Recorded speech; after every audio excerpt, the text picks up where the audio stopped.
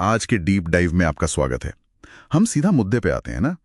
क्या दो नर चूहों से मतलब बच्चे पैदा करना संभव है? सुनने में तो ये बिल्कुल साइंस फिक्शन जैसा लगता है। तो हमारे पास ना चीन के दो अलग अलग साइंटिस्ट ग्रुप्स के पेपर्स हैं और उन्होंने यही करने की कोशिश की है। तो आज हम यही समझेंगे कि भाई ये हुआ कैसे, क्या मुश्किलें आईं और इस सब का आखिर मतलब क्या है।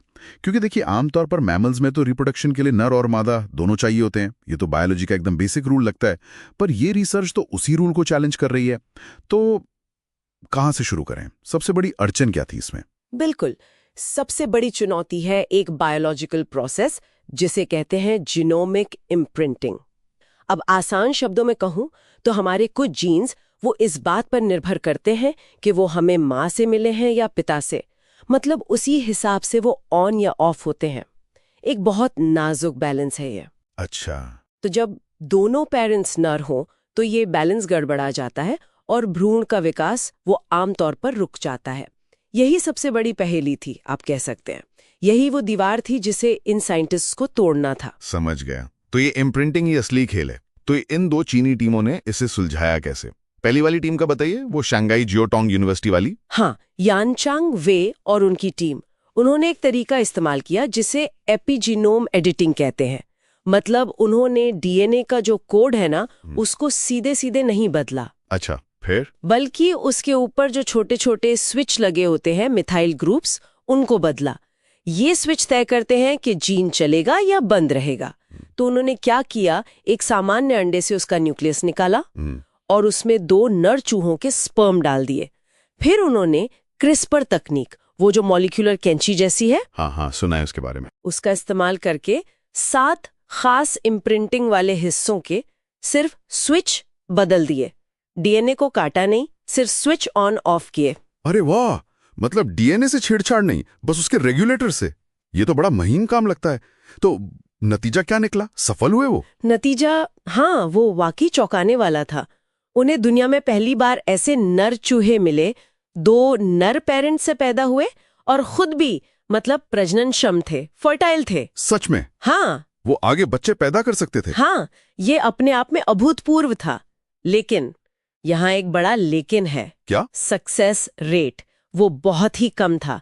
मतलब 250 से ज्यादा एम्ब्रियो बनाए, उनमें से सिर्फ 2 वयस्क होने तक जी पाए। सिर्फ 2? इतने कम। और क्या वो पूरी तरह से ठीक थे, मतलब हेल्दी थे? देखिए, यहीं पर बात थोड़ी और पेचीदा हो जाती है। उन्हें पूरी तरह स्वस्थ कहना शायद सही नहीं होगा। उनकी उम्र जो थी वो सामान्य चूहों से करीब 60% ही थी।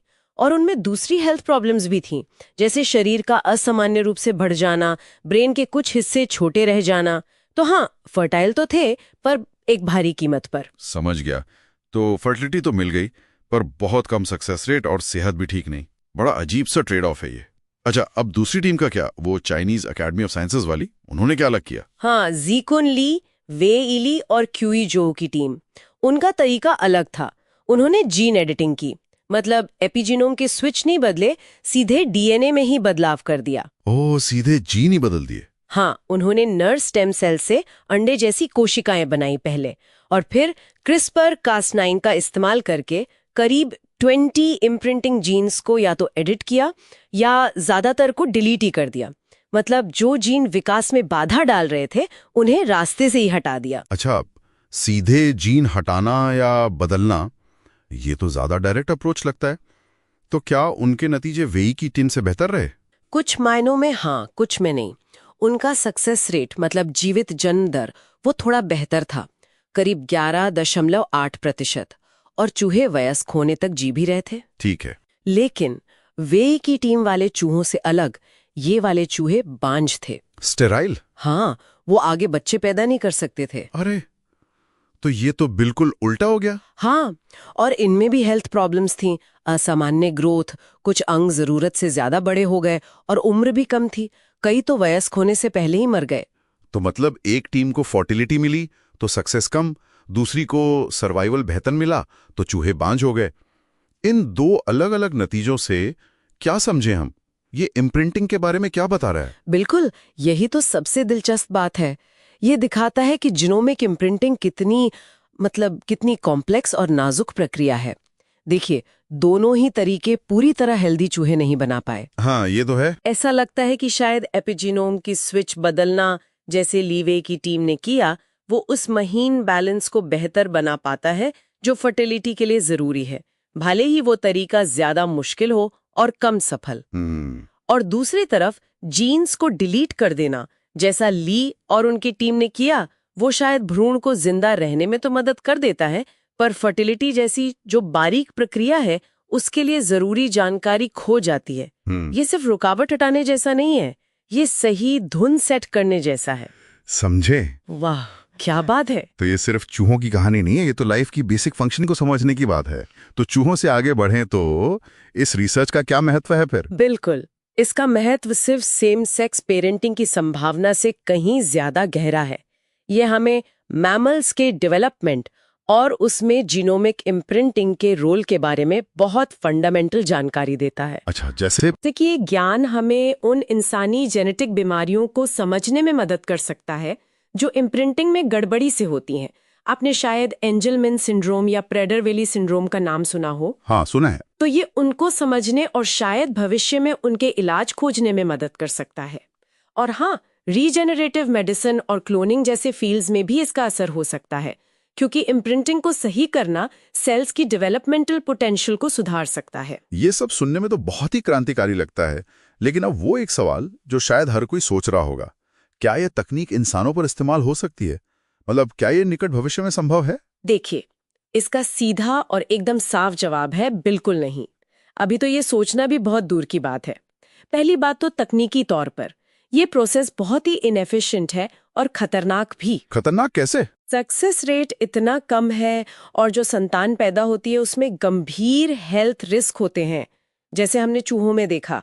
कम उम्र, डेवलपमेंटल प्रॉब्लम्स, ये इंसानों के लिए तो बिल्कुल भी एक्सेप्टेबल नहीं है। सही बात है। और नैतिक पहलू भी तो है इसका। हाँ, बिल्कुल, और वो बहुत ही महत्वपूर्ण है। एथिकली दुनिया भर की जो जानी मानी साइंटिफिक बॉडीज हैं, जैसे ISSCR, international society for stem cell research, वो ह्यूमन रिप्रोडक्शन के लिए इस तरह की जेनेटिक या एपिजेनेटिक छेड़छाड़ पर सख्त पाबंदी लगाती हैं। सेफ्टी, एथिक्स, ह्यूमन डिग्निटी, बहुत गंभीर चिंताएं हैं इससे जुड़ी। यहाँ तक कि ये रिसर्च करने वाले साइंटिस्ट खुद इसे इंसानों के लिए सोचना भी नामुमकिन और अनैतिक मानते हैं। तो कुल मिलाकर ये रिसर्च इंसानी प्रजनन का कोई नया रास्ता दिखाने से ज्यादा विज्ञान की सीमाओं को टटोलने और ज्ञान बढ़ाने के बारे में है। आपने एकदम सही समझा। ये हमें जीवन के जो फंडामेंटल नियम है और उनको चलाने वाली जो जटिल मशीनरी है उसके बारे में सिखा रहा है। ये ह्यूमन रिप्रोडक्शन के लिए कोई रेसिपी नहीं है, ये बायोलॉजी की गहरी समझ हासिल करने का एक जरिया है। चलिए, तो आज के डीप डाइव के लिए इतना ही। ये वाकई एक ऐसा विषय था जिसने सोचने पर मजबूर कर दिया। जाते जाते श्रोताओं के लिए एक सवाल छोड़ जाते हैं। ये रिसर्च हमें प्रकृति के स्थापित नियमों को बदलने की हमारी बढ़ती ताकत के बारे में क्या सिखाती है, और इस ताकत के साथ जो जिम्मेदारी आती है उसके बारे में हमें क्या सोचना चाहिए?